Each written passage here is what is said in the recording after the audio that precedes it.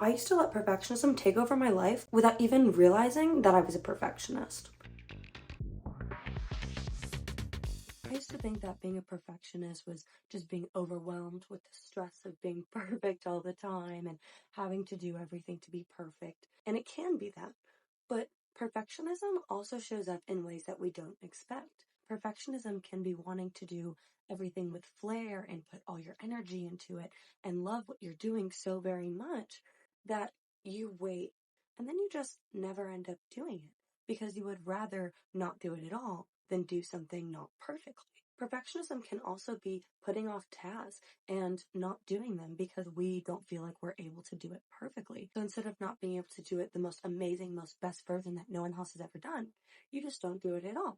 You want to do a task so well that no one has ever been able to do it as good as you, and no one will ever be able to do it as good as you in the future. Naturally, that makes sense that you want to do that, or you want that accomplishment, but you're not even doing anything. You're not taking any action because you're just waiting. When my perfectionism was at its worst, I didn't even think that I was a perfectionist. I wasn't worried about being a perfectionist. I was worried about my laundry not getting done. I was worried about all the many different things that I wanted to do, but I didn't have the energy to do any of them. I was thinking about all the different things that I wanted to do and add into my life, but I didn't have in my life because I wasn't showing up for myself. When you get stuck in that back and forth, when you're dealing with the conflict of these emotions going at each other, you have all the tools that you need for success. You have that inner voice. You have that desire that wants you to be better. A very deep part of you wants you to follow through and wants you to accomplish your goals and be better and feel that success and feel that accomplishment. But if you're getting overwhelmed by all of these different ideas and not putting action into any of them, none of them can ever come to fruition. None of them can appear in your current reality if you're not taking action. You have all of these wonderful ingredients to make the best cake anyone's ever had on your counter.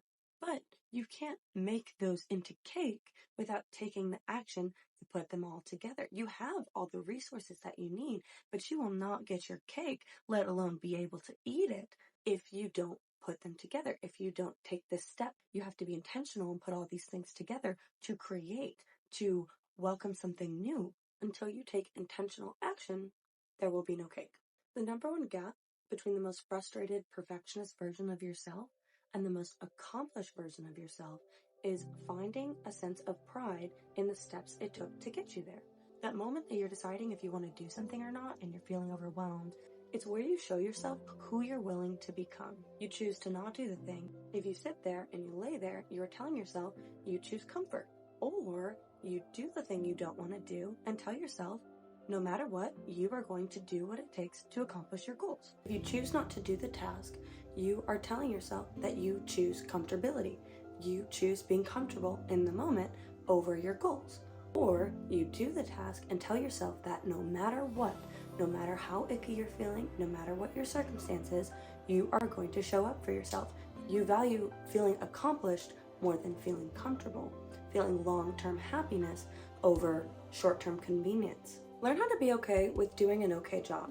Stop putting the bar above your own reach. You should always be reaching for the stars, but if you're going for something unattainable and you tell yourself, oh, I can't reach that right now, so I'll never be able to do it, and then you have no progress, you just feel dissatisfied and you lose that desire to improve, put the bar in somewhere reasonable, you will be excited to put that a little bit higher and just get a little bit further next time and just do a little bit better. And then at the end of that journey, you have someone who's tried, who has pushed through and sees failures as steps to be better, or you can just stop there and say that it's not for you.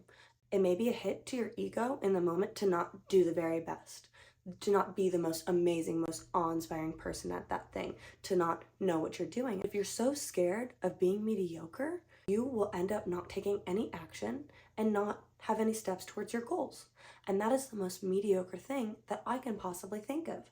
The person who does nothing is the least inspiring person. The type of people that end up staying in unhappy jobs or relationships that they don't want to be in, not wanting to push through final discomforts, choosing to just be uncomfortable with what they have. Start by being kind of at something.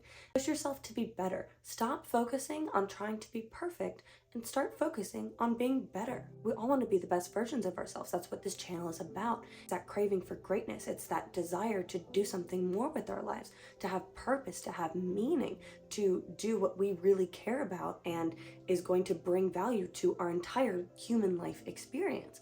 That's what we want. That push to be better, although it feels uncomfortable when we don't want to be better, that feels uncomfortable when we're not feeling it, is what's going to push you to be the most successful version of yourself. Listen to her, be grateful for her, love that you have the desire to be better, love that you're excited about creating something more, and stop being controlled of the fear of not being good enough. You are good enough as long as you are trying, as long as you are putting your best foot forward and just taking that little baby step. That's the best way you can start, by taking the teensiest, itziest of baby steps towards your goals. Just getting in the direction, in the general ballpark. Because let's be honest, there's something that you're putting off. Why?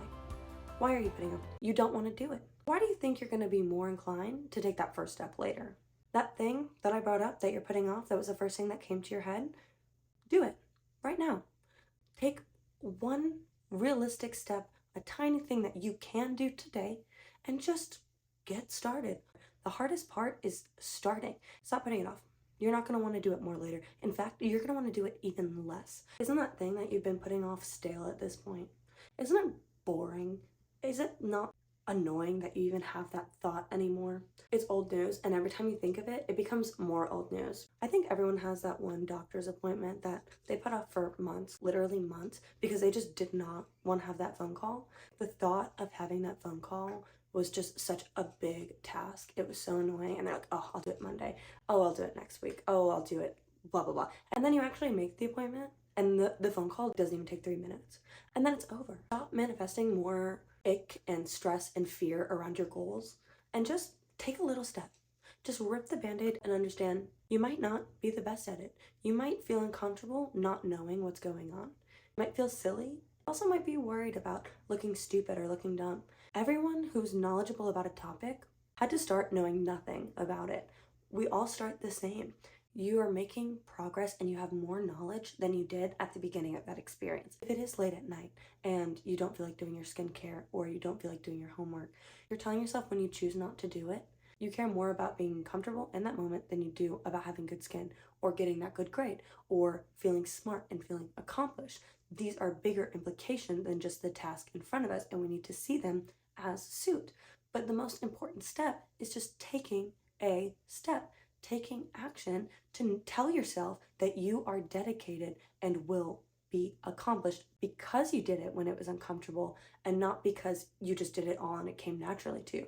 Isn't it interesting when things come naturally to you anyways? When we see successful people, we want to hear about how it was hard for them. How were they able to overcome that tribe regardless of their circumstances? If you want to be someone who gets things done regardless of their circumstances, you need to actually do things through those circumstances. You need to actually put in the work. It sounds really self-explanatory until you're in the moment yourself. And when you're feeling that really overwhelmed, move through discomfort and step in the direction that you want to go in. Take a moment when you're feeling all these, should I do it, should I not, overwhelmed feelings. Take a second and decide, am I going to be overwhelmed and then do nothing because I feel overwhelmed?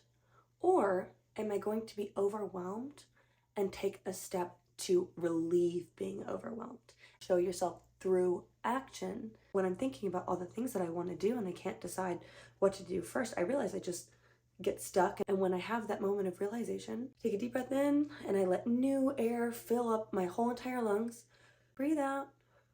Take a moment to reset and immediately jump into action. I'll go 1, 2, 3, and I will just walk towards my next goal. And the thing that just seems the easiest in that moment, I will just jump up and I will just get that task done. And then that anxiety morphs into accomplishment. The more you didn't want to do the thing, the more you were sitting there thinking about how you would literally do anything else rather than that thing, and then you do the thing, the more you know you are going to push through. You are going to do it because you did it the last time. And the next time you're set up to do those things, you're like, oh, I really, really didn't want to do it that last time, but then I did it, and then I was better off. You have the capability to set your goal. You have the capability to do the thing. You told yourself that you choose the after effects of showing up for yourself. You choose your great skin, your clean room, the great relationship, the best friends, the best job, the dream life. You choose whatever that goal is, and it has to mean something to you. It has to have a purpose. It's not just doing your homework. It's choosing to identify as being a hardworking student, someone who values their education. You show yourself what your priorities are through your actions. Do you identify as someone who is accomplished, or do you identify as someone who's lazy? Get your stuff done and be the best version of yourself. Live your dream life. The next time you're thinking, oh, I don't want to do that thing, do the thing and feel good. And notice how good that you feel, and hold it and cherish it. And so when you're sitting in your clean room with your face mask on and all of your tasks done for the day, you can relax 100% selfishly. Enjoy the fruits of your own success. And you're going to think of this video and you're going to thank yourself that you listened. Because at the end of the day, you choose if you're going to show up for yourself or not. You guys have a great rest of your day. Bye.